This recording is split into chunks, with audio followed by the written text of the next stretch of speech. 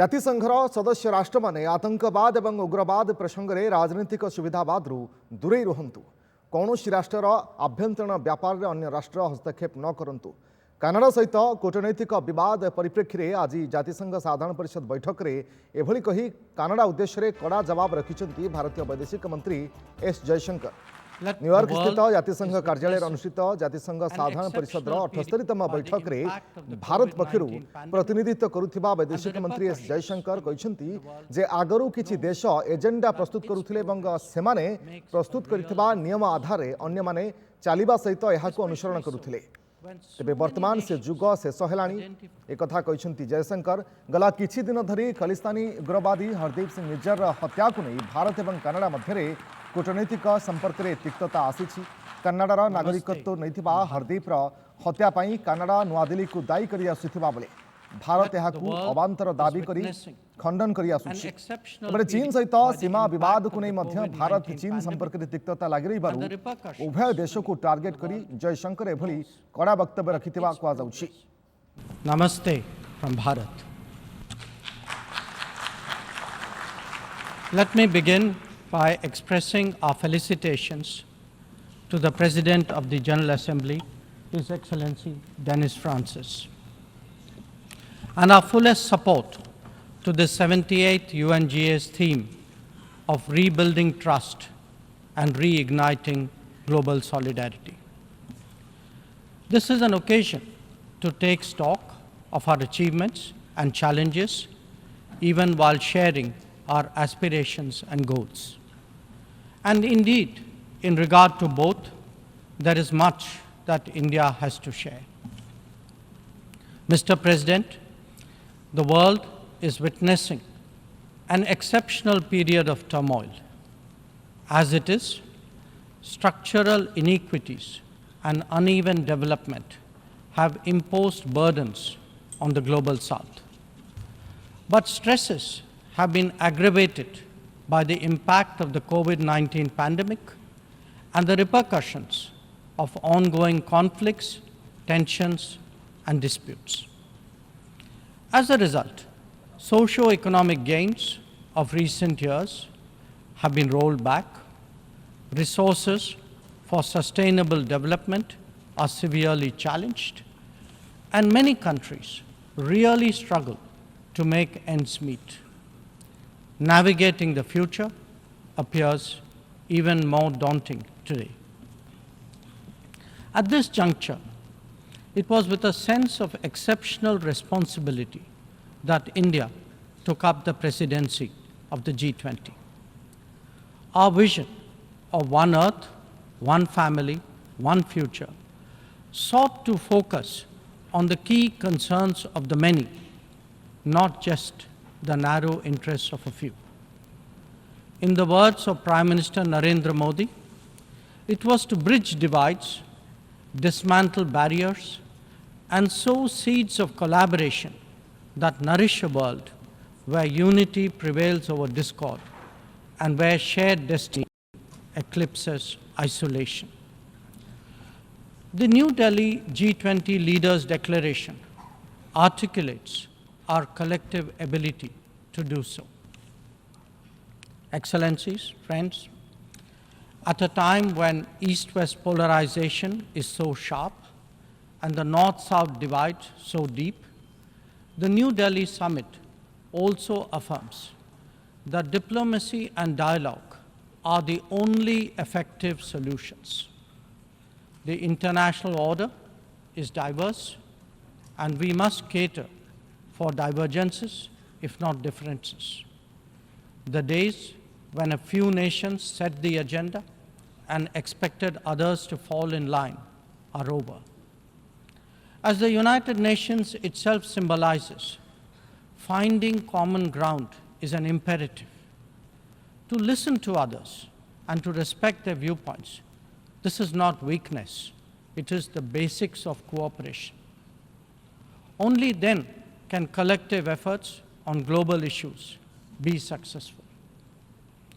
Recognizing that growth and development must focus on the most vulnerable, we began the G20 presidency by convening the voice of the Global South Summit. This enabled us to hear directly from 125 nations and place their concerns on the G20 agenda. As a consequence, issues which deserve global attention got a fair hearing. More than that, the deliberations produced outcomes that have great significance for the international community. Mr. President, it was also noteworthy that at India's initiative, the African Union was admitted as a permanent member of the G20. By doing so, we gave voice to an entire continent which has long been its due. This significant step in reform should inspire the United Nations, a much older organization, to also make the Security Council contemporary. Broad representation is, after all, a prerequisite for both effectiveness and credibility. The outcomes of the New Delhi G20 summit will surely resonate for years ahead. Among them is an action plan for sustainable development goals, a crucial need of the day. Equally important are the high principles of lifestyle for environment, and the Green Development Pact as they shape our approach to our planet's future. The transformative role of digital public infrastructure has also finally been recognized as the salience of women-led development in building an inclusive and progressive society. The reform of international financial institutions has been given due weight, as has the resolution of debt vulnerabilities. Friends, the New Delhi G20 outcomes are expressed both as larger policies and as specific initiatives. They could be about building cities for tomorrow, or fighting corruption, eliminating hunger, or delivering quality education, ending plastic pollution, or preserving the ocean-based economy, or for that matter, enhancing food security, or even mapping global skills. Some address long-standing issues like gender divide and climate action. Others focus on new concerns such as responsible harnessing of artificial intelligence. All in all, we have placed for the world's consideration a set of actionable propositions, constructive solutions, and new directions. Even as we encourage collective endeavors, India also seeks to promote cooperation with diverse partners. From the era of non-alignment, we have now evolved to that of Vishwa Mitra, a friend to the world. This is reflected in our ability and willingness to engage with a broad range of nations, and where necessary, harmonize interests. It is visible in the rapid growth of the Quad, a mechanism today so relevant to the Indo-Pacific. It is equally apparent in the expansion of the BRICS grouping of independent-minded nations, or in fact, the emergence of the I2U2 combination.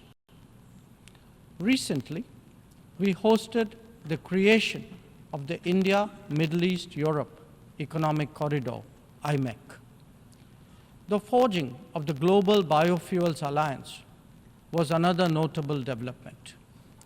This willingness to work in an open-minded manner on specific domains is now a defining characteristic of the emerging multipolar order. Mr. President, all nations pursue their national interests. We, in India, have never seen that as being in contradiction with global good. When we aspire to be a leading power, this is not for self-aggrandizement, but to take on greater responsibility and make more contributions. The goals we have set for ourselves will make us different from all those whose rise preceded ours. India demonstrated this during the COVID through the Vaccine Maitri initiative. Our endeavors, like the International Solar Alliance and the Coalition for Disaster Resilient Infrastructure, have gathered wide support. Our espousing of the International Year of Millets is enhancing global food security today. We have built development partnerships with 78 nations across geographies. And we have also been first responder in disaster emergency situations. The people of Turkey saw that in February, as did those in Syria. Our commitment is understandably even greater closer home.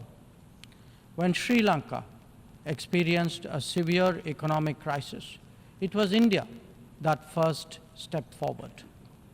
But even in distant regions, partners such as the Pacific Islands have appreciated our contributions to meet their needs in health, in technology, and in climate action.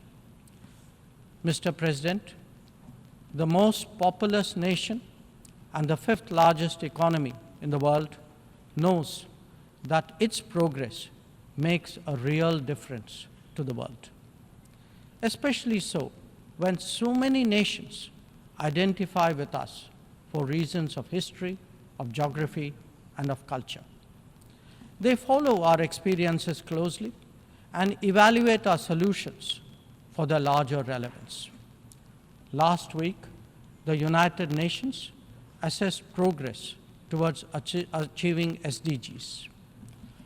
The mood here reflected the struggle to overcome challenges, especially those of resource paucity. It is therefore vital at this midway that we expand our capacities and regain our confidence. As the largest contributor to meeting SDG targets, India's achievements should give heart to others on this journey.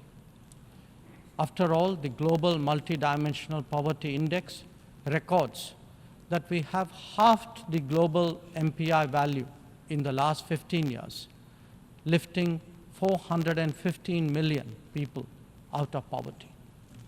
That progress has now moved on to a higher level with ambitious socio-economic initiatives covering financial inclusion, food and nutrition, health and water supply, as well as energy and housing. We are seeking to demonstrate that social welfare need not be the sole prerogative of the developed world. Excellencies, programs underway in India highlight the transformational role of digital delivery of public goods.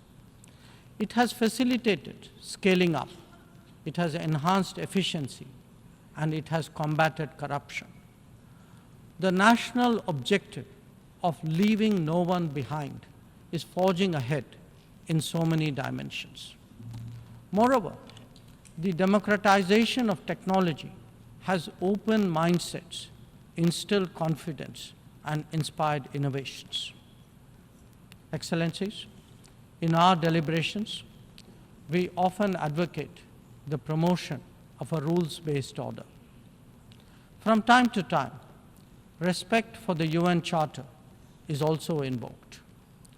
But for all the talk, it is still a few nations who shape the agenda and seek to define the norms.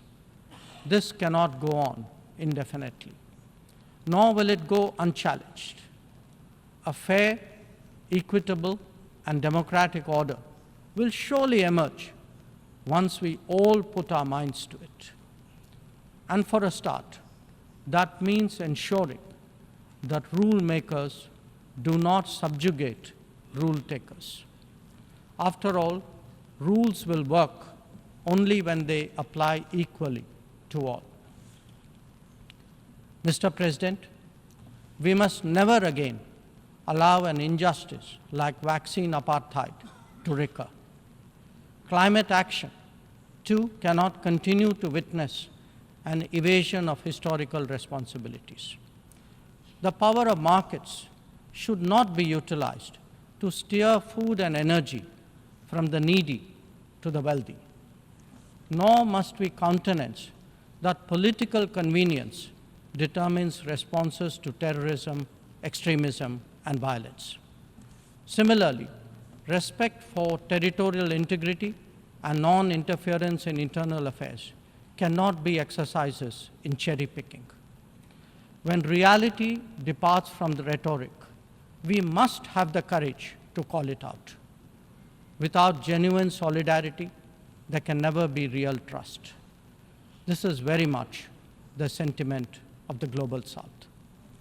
Next year, the United Nations will be hosting the Summit of the Future. This should serve as a serious opportunity to drive change, champion fairness, and reform multilateralism, including the expansion of the Security Council memberships. We must address global challenges imbued with the conviction that we are one Earth and one family with one future.